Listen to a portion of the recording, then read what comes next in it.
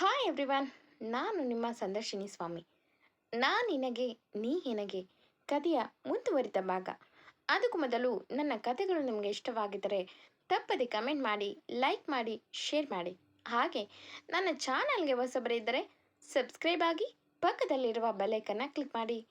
ಇದರಿಂದ ನನ್ನೆಲ್ಲ ಕಥೆಗಳ ನೋಟಿಫಿಕೇಷನ್ ನಿಮಗೆ ಸಿಗುತ್ತೆ. ಸೊ ಬನ್ನಿ, ಕಥೆಯ ಮುಂದುವರಿದ ಭಾಗನ ನೋಡೋಣ. ಎಪಿಸೋಡ್ 71. ಇಂದಿನ ಸಂಚಿಕೆಯಲ್ಲಿ ಈಗಾಗಲೇ ಮದುವೆ ಆಗಿದ್ರು ಅಮರ್ ಕಣ್ಣಿಗೆ ಇಂದು ಎನ್ನುವ ಮಾಯದ ಪ್ರೀತಿ ಪರೆ ಅವನನ್ನ ತಪ್ಪು ದಾರಿ ತುಳಿಯುವಂತೆ ಮಾಡುತ್ತಿದೆ. ದಾಮೋದರ್ಗೆ ತಕ್ಕನಾಗೆ ಅಮರ್ ಕೂಡ ಕೈ ಜೋಡಿಸ್ತಾನೆ. ಆದರೆ ಇಲ್ಲಿ ಇಂದು ಅಭಿಪ್ರಾಯ ಯಾರು ಕೇಳುತ್ತಿಲ್ಲ. ಇಲ್ಲಿ ಅವಳಿಗಿರೋ ಅಸ್ತಿತ್ವ ಏನು ಎಂದು ಹೇಳ್ಬೇಕಾದ ಮಿಸಸ್ ಚೌಧರಿ ಅಂದರೆ ಅವಳ ಅಜ್ಜಿ ಬರಬೇಕಾಗಿದೆ. ಮುಂದೆ ಅಗಸ್ತ್ಯನ ಮನೆಯಲ್ಲಿ ಸೂತಕದ ವಾತಾವರಣ ತುಂಬಿದ್ರು. ಸ್ವರ್ಣ ಅವರ ಆಸೆಯಂತೆ ಅಗಸ್ತ್ಯನ ಬಾಳು ಸರಿ ಮಾಡಬೇಕು ಎನ್ನುವ ಹಂಬಲದಲ್ಲಿ ದೀಪಾಲಿ ಮತ್ತು ದೀಪಕ್ ಇಬ್ಬರು ಚೌಧರಿ ಮನೆಗೆ ಹೋಗೋಕೆ ಡಿಸೈಡ್ ಮಾಡಿದ್ರು. ಮಾರನೇ ದಿನ ಅದು ಕೂಡ ಯಾರಿಗೂ ತಿಳಿಯದಂತೆ ಇತ್ತ ಚೌಧರಿ ಮನೆಯಲ್ಲಿ ತನ್ನ ಮೊಮ್ಮಗಳನ್ನು ನೋಡೋಕೆ ಬಂದ ಮಿಸಸ್ ಚೌಧರಿ ಇಂದು ರೂಮ್ಗೆ ಹೋಗಿದ್ದಾರೆ. ಇದುವರೆಗೂ ತನ್ನ ತಂದೆ ತಾಯಿ ಅಣ್ಣ ಅತ್ತಿಗೆನೇ ಪ್ರಪಂಚ ಎಂದು ತಿಳಿದಿರುವ ಇಂದು ಬದುಕಿನಲ್ಲಿ ದೊಡ್ಡ ಮನೆ ಸಂಬಂಧ ಹುಡುಕಿ ಬಂದಿತು. ಇಳಿ ವಯಸ್ಸಿನ ಮಿಸಸ್ ಚೌಧರಿ ಇಂದುನ ನೋಡಿ ಮನಸಾರೆ ಮೊಮ್ಮಗಳೇ ಎಂದು ತಬ್ಬಿದ್ರು. ಇಂದು ಯಾವುದೇ ರಿಯಾಕ್ಟ್ ಆಗದೆ ಕೂತಿದ್ಲು. ಮಿಸಸ್ ಚೌಧರಿ ಇಂದುನ ರೂಮ್ನಿಂದ ಹೊರಗೆ ಕರ್ಕೊಂಡು ಬಂದರು. ಮನೆಯವರೆಲ್ಲ ಅವರ ಮಾತಿಗಾಗಿ ಕಾದಿದ್ರು. ಮಿಸಸ್ ಚೌಧರಿ ಗತ್ತಿನಲ್ಲೇ ಇಂದು ಕೈ ಹಿಡಿದು, ಸರಳ ಈ ಮನೆ ಮಗಳು, ಅವಳು ನನ್ನ ಅಕ್ಕನ ಮಗಳು, ಅವಳು ಹೋದ್ಮೇಲೆ ಅವಳ ಸ್ಥಾನ ನಾನು ತುಂಬಿದ್ದೇನೆ ಎಂದು ಎಲ್ಲರನ್ನ ನೋಡಿ, ಇನ್ನು ಮುಂದೆ ನನ್ನ ಅಕ್ಕನ ಮಗಳು ಇಲ್ಲೇ ಇರ್ತಾಳೆ, ಇದು ನನ್ನ ಆರ್ಡರ್ ಎಂದವರು ಇಂದುನ ಊಟಕ್ಕೆ ಕರ್ಕೊಂಡು ಹೋಗಿ ಊಟ ಮಾಡು ಎಂದು ಇಂದು ಬೇಡ ಎಂದರು ಬಲವಂತವಾಗಿ ಊಟ ತಿನ್ನಿಸಿದ್ರು. ಇಂದು ವಿಧಿ ಇಲ್ಲದೆ ಊಟ ಮುಗಿಸಿ ತನ್ನ ರೂಮ್ಗೆ ಹೋಗಿ ಕೂತವಳಿಗೆ ಆ ಹೊಸ ಸಂಬಂಧಗಳು ಒಂದು ರೀತಿ ಉಸಿರು ಕಟ್ಟಿಸುತ್ತಿದೆ. ಇಂದು ಕಣ್ಣು ತುಂಬಿ ಶೂಟಿಂಗ್ ಸೆಟ್ನಿಂದ ತನ್ನ ಅಣ್ಣ ಕರೆ ತಂದಿದ್ದನ್ನು ನೆನೆಯುತ್ತಾಳೆ. ದಾಮೋದರ್ ಅಗಸ್ತಿನ್ಗೆ ಕೆಲವು ಪೇಪರ್ ಕೊಟ್ಟು ಇಂದು ಕೈ ಹಿಡಿದು ಕರ್ಕೊಂಡು ಕಾರ್ನಲ್ಲಿ ಕೂತ. ಆಮೇಲೆ ಅವಳಿಗೆ ತಾನು ಕಾರ್ನಲ್ಲಿ ಇದ್ದೀನಿ ಎಂದು ಎಚ್ಚರ ಆಗಿದ್ದು. ಇಂದು ಗಾಬರಿನಲ್ಲಿ ಅಣ್ಣ ಅವರೆಲ್ಲಿ ಎಂದು ಚಲಿಸುವಂತ ಕಾರ ನಿಲ್ಲಿಸು ಎಂದು ಕಿರ್ಚಿದ್ಲು. ಆದ್ರೆ ದಾಮೋದರ್ ಮತ್ತೆ ಅಮರ್ ಚೌಧರಿ ಕಾರ್ ನಿಲ್ಲಿಸದೆ ಮನೆಗೋಗಿ ಮಾತಾಡೋಣ ಎಂದವರು ಚೌಧರಿ ಅವರ ದೊಡ್ಡ ಬಂಗಲೆ ಮುಂದೆ ಕಾರ್ ನಿಲ್ಲಿಸಿದ್ರು. ದಾಮೋದರ್ ನಗುತ್ತಾ ಬಾ ಎಂದು ಇಂದು ಕೈ ಹಿಡಿದು ಕರ್ಕೊಂಡು ಆ ಮನೆ ನನ್ನದೇ ಎನ್ನುವಂತೆ ಹೋದವರು ಗೌತಮಿ ಎಂದು ಕರೆದ. ಇಂದು ಹೊತ್ತಿಗೆ ಹೊರಗೆ ಬಂದವರ ಹೊಸ ಬದಲಾವಣೆ ನೋಡಿದ ಇಂದು ಹಾಗೆ ನೋಡುತ್ತಾ ಏನು ನಡೀತಿದೆ ಇಲ್ಲಿ ಎಂದು ಯೋಚಿಸುತ್ತಾ ನಿಲ್ತಾಳೆ. ಗೌತಮಿ ಬಂದು, ಇಂದು ಹೇಗಿದ್ಯಾ, ಯಾಕೀಗೆ ಸಣ್ಣ ಆಗಿದ್ಯಾ, ಅವ್ರನ್ನ ಚೆನ್ನಾಗಿ ನೋಡ್ಕೊಂಡಿಲ್ವಾ ಎಂದಳು. ಅಷ್ಟೊತ್ತಿಗೆ ಸ್ವಲ್ಪ ಹೊಸ ಮುಖಗಳು ಅವಳ ಸುತ್ತ ಸುತ್ತುವರಿದು ನಿಂತರು. ಅಮರ್ ಬಂದು, ಹಿಂದು ಇವರು ನನ್ನ ಡ್ಯಾಡ್ ಶ್ರೀನಿವಾಸ್ ಚೌಧರಿ, ಅಮ್ಮ ಪದ್ಮ ನಿನ್ನ ಅತ್ತೆ ಮಾವ ಎಂದು ಪರಿಚಯ ಮಾಡಿಕೊಟ್ಟ. ಇಂದು ನನ್ನ ಅತ್ತೆ ಮಾವ ಎಂದು ಆಶ್ಚರ್ಯದಲ್ಲಿ ದಾಮೋದರ್ ಕಡೆ ನೋಡಿದ್ಲು. ಅವಳ ಮುಖದಲ್ಲಿ ಮೂಡಿದ ಭಾವನೆ ತಿಳಿದ ರೀತಿ ಶ್ರೀನಿವಾಸ್ ಅವರು ಬಾಮ ಎಂದು ಅವಳನ್ನು ಸೋಫಾ ಮೇಲೆ ಕೂರಿಸಿ ಒಂದು ಆಲ್ಬಮ್ ಅವಳ ಕೈಗೆ ಕೊಡ್ತಾರೆ. ಅದನ್ನು ಓಪನ್ ಮಾಡಿದ ಹುಡುಗಿ ಕಣ್ಣಿಗೆ ಬಿದ್ದಿದ್ದು ತನ್ನ ತಾಯಿಯ ಚಿಕ್ಕ ವಯಸ್ಸಿನ ಫೋಟೋ. ಅದನ್ನು ನೋಡುತ್ತಾ ತನ್ನ ಅಣ್ಣನ ಕಡೆ ನೋಡಿದ್ಲು. ದಾಮೋದರ್ ಅವಳ ಪಕ್ಕ ಕೂತು, ಹೌದು ಇದು ನಮ್ಮ ಅಮ್ಮನೆ, ಅವರು ಈ ಮನೆ ದೊಡ್ಡ ಮಗಳು, ಚಿಕ್ಕ ಮನಸ್ತಾಪದಿಂದ ಓದುವಾಗ ಮನೆ ಬಿಟ್ಟು ಹೋಗಿದ್ರಂತೆ. ಅದಾದಮೇಲೆ ಈ ಮನೆಯವರು ತುಂಬ ಹುಡುಕಿಸಿದ್ದಾರೆ. ಆದರೆ ಈಗ ನಿನ್ನ ಫೋಟೋ ಇವರ ಕಂಪನಿ ವೆಬ್ನಲ್ಲಿ ಬಿಡುಗಡೆಯಾದ ಮೇಲೆ ಅಜ್ಜಿ ನಿನ್ನ ಗುರುತಿಸಿ ನಿನ್ನ ಹುಡುಕಿಸಿ ಇಲ್ಲಿಗೆ ಕರ್ಕೊಂಡು ಬರೋಕ್ಕೆ ಹೇಳಿದ್ದಾರೆ ಎಂದ. ಇಂದು ಇನ್ನು ಗೊಂದಲದಲ್ಲೇ ದಾಮೋದರ್ ಕಡೆ ನೋಡುತ್ತಿದ್ಲು. ಆಗ ಗೌತಮಿ, ಇಂದು ಇದನ್ನು ತಗೋ ಎಂದು ಒಂದು ಡೈರಿಯನ್ನು ಅವಳ ಕೈಯಲ್ಲಿ ಇಟ್ಟು, ಹೋದು ಅತ್ತೆ ಡೈರಿ ಎಂದಳು. ಇಂದು ತನ್ನ ಅಮ್ಮನ ಡೈರಿ ಹಿಡಿದವಳು ಅದರಲ್ಲಿ ತನ್ನ ಅಪ್ಪ ಅಮ್ಮನ ಮದುವೆಯ ಫೋಟೋ ನೋಡಿ ಕಣ್ಣು ತುಂಬಿ ಒಂದೊಂದೇ ಪುಟನ ತೆರೆದು ನೋಡ್ತಾಳೆ. ಅದರಲ್ಲಿ ಸರಳ ಅವರು ತಮ್ಮ ಮನೆತನದ ಬಗ್ಗೆ ಬರೆದಿದ್ರು. ಜೊತೆಗೆ ಅವರ ಮತ್ತೆ ತನ್ನ ತಾಯಿ ಚಿಕ್ಕ ವಯಸ್ಸಿನ ಫೋಟೋ ಕೂಡ ಇತ್ತು. ಅದರಲ್ಲಿ ಇಂದುನ ತುಸು ಹೋಲುವಂತ ಮುಖ ನೋಡಿ ದಾಮೋದರ್ ಕಡೆ ನೋಡಿದ್ಲು ಹುಡುಗಿ. ದಾಮೋದರ್ ನಗುತ್ತಾ, ಹೌದು ಇಂದು, ನೀನು ಸ್ವಲ್ಪ ಅಜ್ಜಿ ಹೋಲಿಕೆ ಇದ್ದೀಯ.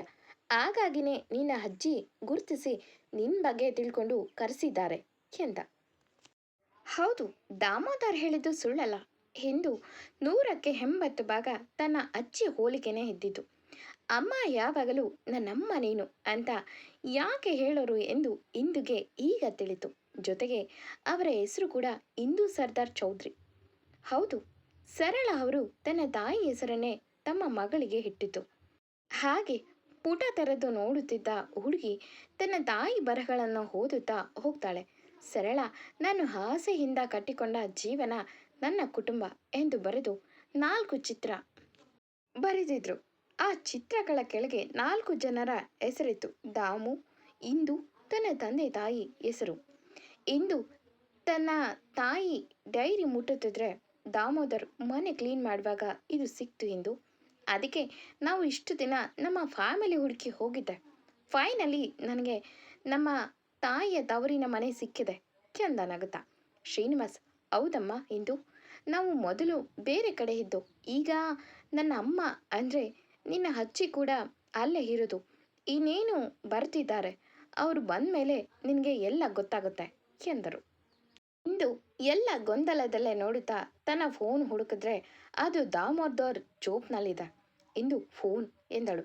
ದಾಮೋದರ್ ನಗುತ್ತಾ, ಮೊದಲು ಹೋಗಿ ಫ್ರೆಶ್ ಆಗಿ ಊಟ ಮಾಡು, ಆಮೇಲೆ ಮಾತಾಡೋಣ ಎಂದು ಹೋಗ್ತಾನೆ.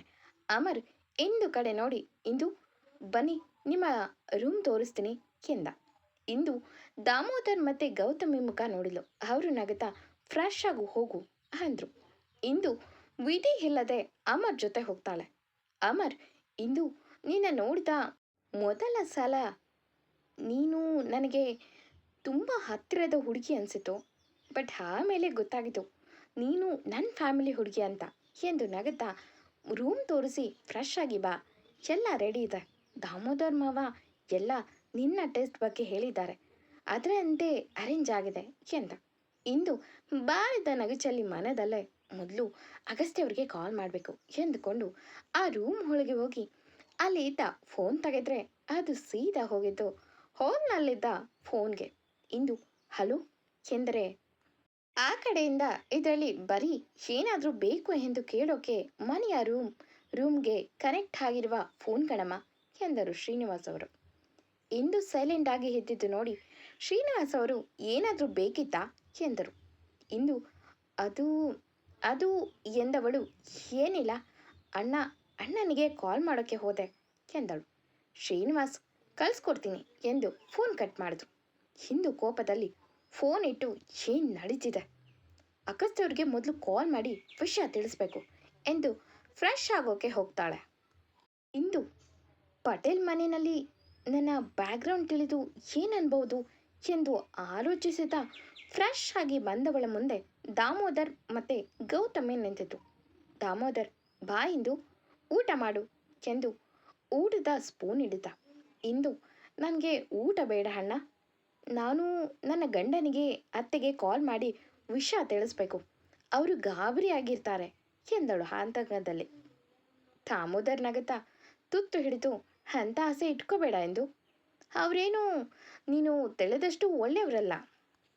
ಅದೇ ಆ ನಿನ್ನ ಅತ್ತೆಗೆ ಅವರ ಮಗನ ಬಗ್ಗೆ ಅಷ್ಟೇ ಕಾಳಜಿ, ನಿನ್ನ ಬಗ್ಗೆ ಅಲ್ಲ ಕಣಮ್ಮ. ಅವತ್ತು ನಾನು 2ನೇ ಮದುವೆ ನನಗೆ ಇಷ್ಟ ಆಗಲ್ಲ ಎಂದು ನಾನು ಬೇಡ ಎಂದು ಅವರ ಸಂಬಂಧನ ತಿರಸ್ಕಾರ ಮಾಡಿದ್ದೆ. ಅವರು ನನ್ನ ಕೈ ಹಿಡಿದು ಬೇಡ ಎನ್ಬೇಡ ಕಣಪ್ಪ, ನನ್ನ ಮಗನಿಗೆ ನಿನ್ನ ತಂಗಿ ಒಳ್ಳೆ ಜೋಡಿ ಆಗ್ತಾಳೆ ಎಂದು ಬೇಡಿಕೊಂಡ್ರು. ನಾನು ಬೇಡ ಎಂದೆ.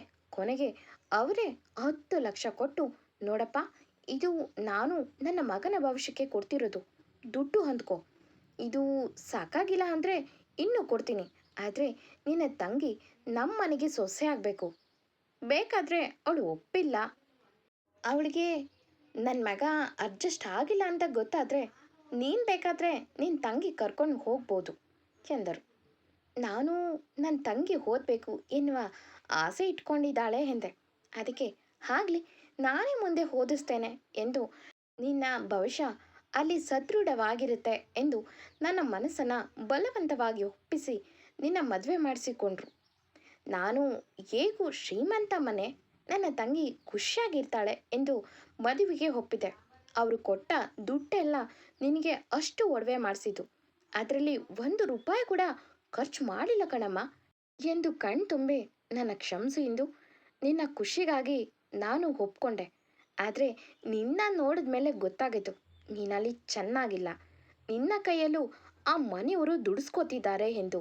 ಇಂದು ಕೈ ಹಿಡಿದು ಕ್ಷಮಿಸಿಬಿಡು ಎಂದು ನಿನ್ನ ಪಾಪಿ ಅಣ್ಣನನ್ನ ಎಂದ, ಕಣ್ಣೀರು ಹರಿಸುತ್ತಾ. ಎಂದಿನಂತೆ ಈ ಕತೆ ಮುಂದುವರಿಯೋದು. ಈ ಕತೆ ನಿಮಗೆ ಇಷ್ಟವಾಗಿದ್ದರೆ ತಪ್ಪದೆ ಕಮೆಂಟ್ ಮಾಡಿ, ಲೈಕ್ ಮಾಡಿ, ಶೇರ್ ಮಾಡಿ. Thank you for watching.